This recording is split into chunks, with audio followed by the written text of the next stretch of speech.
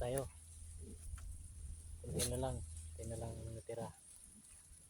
Puno tayo.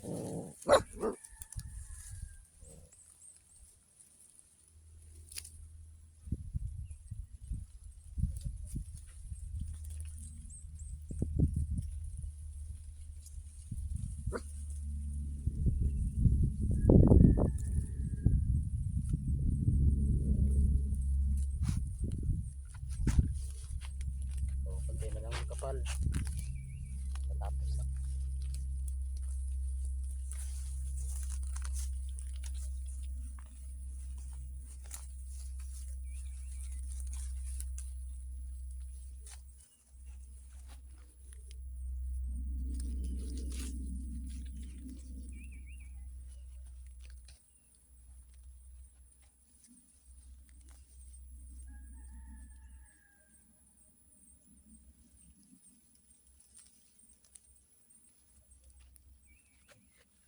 Yung bagong alaga ng aso.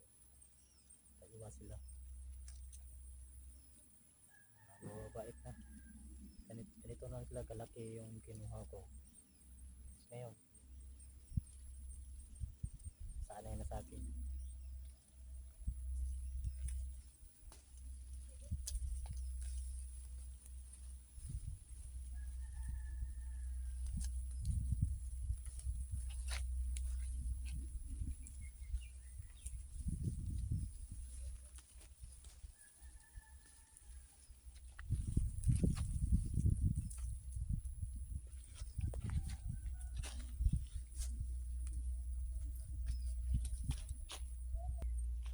Ito na lang ilang piraso na lang to.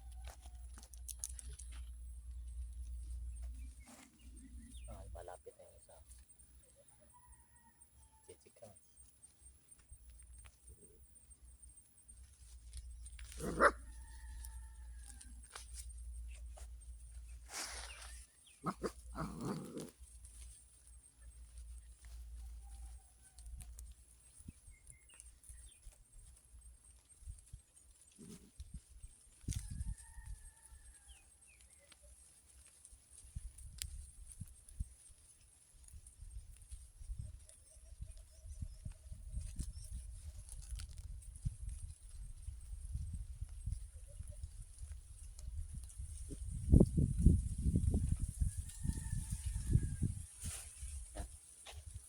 Tapos na.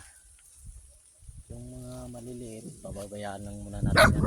Papalalakihin muna bago pupunutin para madaling tanggal. Yung ganang galiit, hindi mahawakan. Tapos na dito ang area. Ito naman sa maisan. Tapos na dito sa may kamutihan. Itong area. Tapos na ng punutan. Dito naman, magkapal.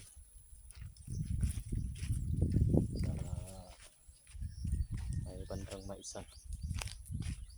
Ano? Kapalang damo. Kailangan talaga bunutin yan. Saka na yan, babalikan ko na lang yan dito. Hapon pa rin ang tirada para makulimlim na. Sa baba na yung araw. Lulubog na. Ay sisilong na tayo ng kahoy. Hindi na tayo masyadong mainitan.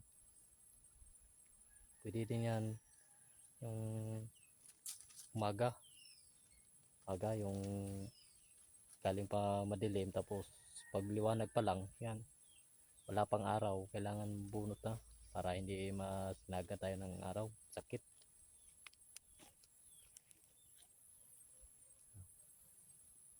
Pero maliliit pa yung iba, sakit sa kamay, mahirap makuha.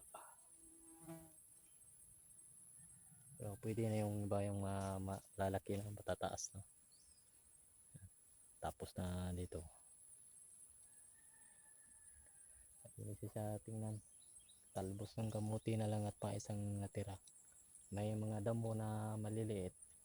Papabayaan lang muna yan. Kahit ganun lang, puputulin. Pwede na yan. Basta lang hindi siya makakahabol sa paglaki ng talbos kamuti. Mahuli siya. Maganda na yan.